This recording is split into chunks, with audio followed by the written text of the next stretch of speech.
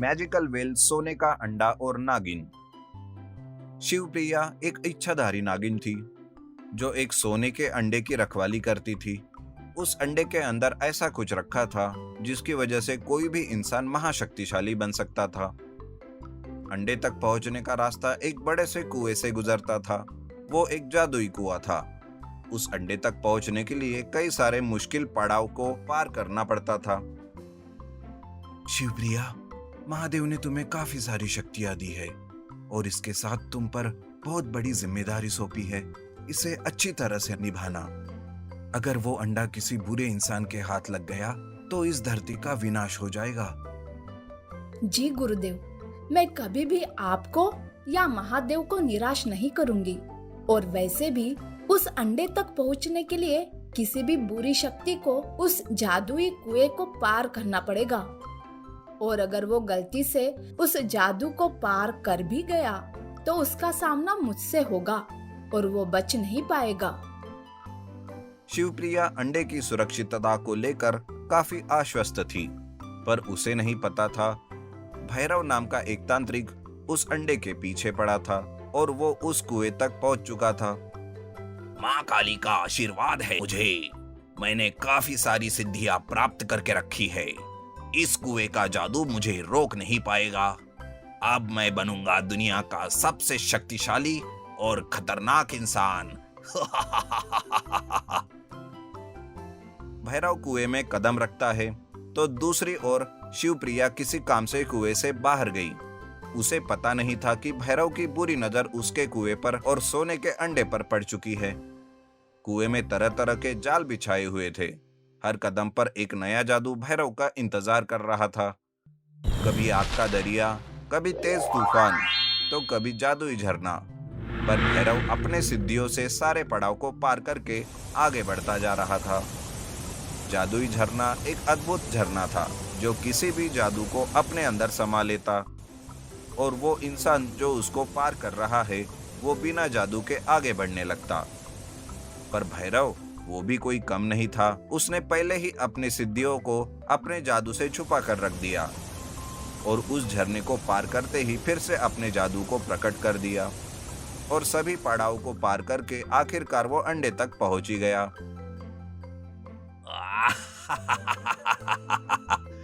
आखिरकार मेरा सपना पूरा हो गया। अब स्वयं महादेव भी मेरा कुछ नहीं बिगाड़ पाएंगे।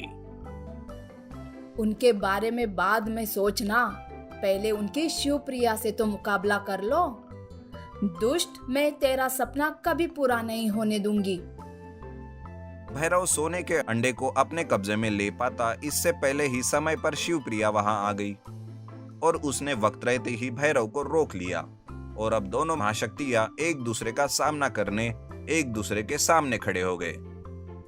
शिव की शिवप्रिया, इच्छाधारी नागिन, पर तू मेरे लिए किसी से कम नहीं। रुक, अभी मैं तुझे मसलता हूँ। दोनों में घमासान युद्ध शुरू हो गया। दोनों एक दूसरे से बिल्कुल भी कम नहीं थे। नागिन को अब होश से काम लेना था, पर नागिन धीरे धीरे उस भैरव की शक्ति के सामने कमजोर पड़ने लगी। नहीं नहीं, मैं हार नहीं सकती। अगर मैं हार गई तो इस संसार का विनाश हो जाएगा। हे प्रभु, मुझे कोई मार्ग दिखाओ। शिवप्रिया महादेव से किसी मदद की उम्मीद कर रही थी। उनसे प्रार्थना कर रही थी कि तभी सोने के अंडे पर एक अजीब सी रोशनी चमक उठी और उसकी चमक सीधे महादेव के शिवलिंग पर जाकर पड़ी, जिसे देखते ही शिवप्रिया के चेहरे पर एक हल्की सी मुस्कान आ गई। मैं ये बात कैसे भूल सकती हूँ? ये तो स्वयंभू शिवलिंग है। अगर कोई दूसरी शक्ति इसे छूती है तो वो भस्म हो जाती है। बस मुझे अब किसी तरह से भैरव को उस शिवलिंग तक लेकर जाना है। आपका बहुत बहुत धन्यवाद महादेव। शिवप्रिया ने मन ही मन महादेव का ध्यान किया और अपनी पूरी ताकत लगाकर अपनी पूंछ से उस भैरव को उठाया और महादेव की स्वयंभू शिवलिंग की ओर फेंक दिया। खुद को संभालने के चक्कर में भैरव ने उस शिवलिंग को पकड़ लिया और जैसे ही उसने उसके लिंग को हाथ लगाया, उस शिवलिंग पर बनी महादेव की आंखें खुल गई और वो भैरव वहीं पर जलकर राख हो गया। शिवप्रिया ने शिवलिंग के सामने खड़े होकर महादेव को नमन किया। उसके ऐसा करते ही उसके सारे घाव अपने आप ठीक हो गए और शिवलिंग से एक रोशनी निकली जिससे उस नागिन को और भी ज्यादा ताकतवर बना दिया ताकि भविष्य में वो उस कुएं की और उस सोने की अंडे की रक्षा करे। नागिन बेटी और बैल राक्षस। एक नागलोक में एक इच्छाधारी नागिन ने अपनी नाग कन्या को जन्म दिया था, जो कि जन्म से ही कुछ खास शक्तियां लेकर उसने जन्म ली थी। उसके जन्म से सभी नागलोक बहुत खुश हुआ था।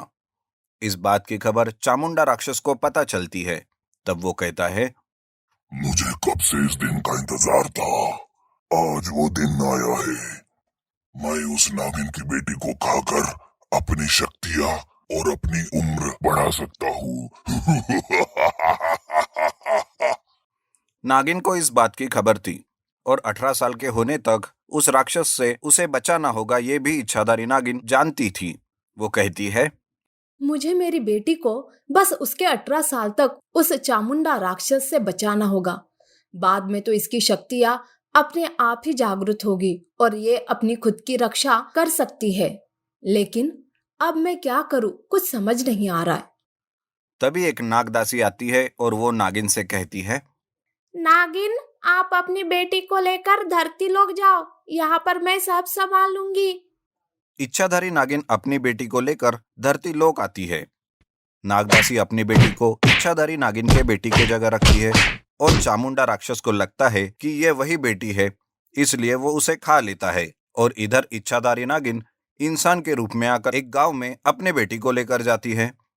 उस गांव में वो अपना एक घर बनाती है और खेतों में काम करके अपना और अपनी बेटी का जीवन पालने लगती है।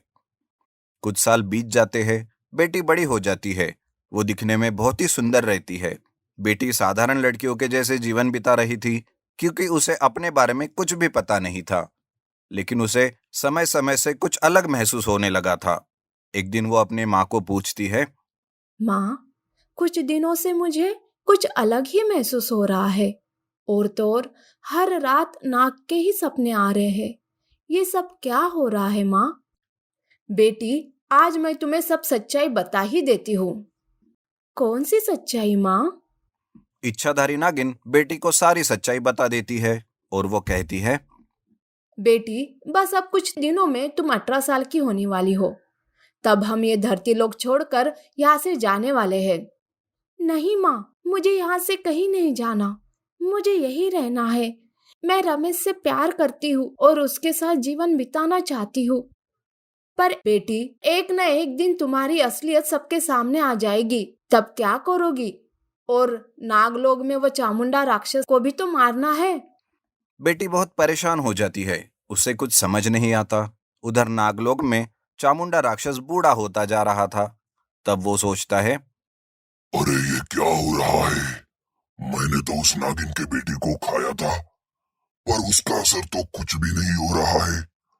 जरूर कुछ गड़बड़ है।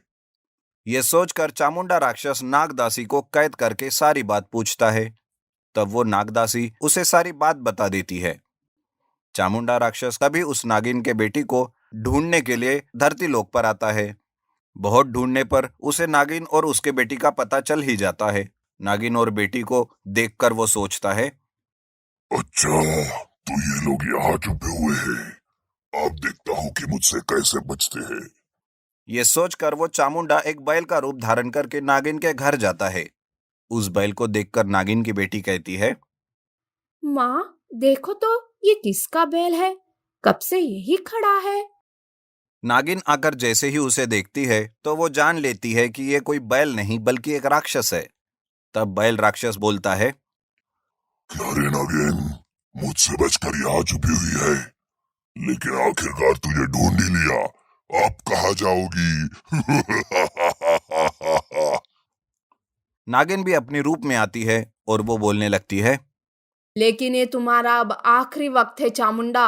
अब तो मेरी बेटी ही तुम्हें खत्म कर देगी। क्या बात कर रही हो? मैं तो उसे खाकर अपनी शक्तियां और उम्र बढ़ाने वाला हूँ। ऐसा कहकर वो बैल राक्षस नागिन की बेटी की तरफ बढ़ता है। तब नागिन की बेटी की शक्तियां जागरूक होती है और अपनी शक्तियों से उस बैल राक्षस पर वो हमला करती है। दोनों में लड़ाई होती है और आखिरकार बैल राक्षस मारा जाता है। नागिन खुश होती है, लेकिन बेटी को देखकर वो कहती है, बेटी, अब से तुम यही रह सकती हो। मैं तुम्हारी शक्ल ले रही हूँ और अब तुम एक सर्वसाधारण लड़की के जैसे ही रहोगी।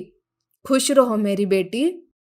ऐसा कहकर नागिन अपने नागलोक चली जाती है। नागिन की बेटी रमेश से शादी कर खुशी से रहने लगती है।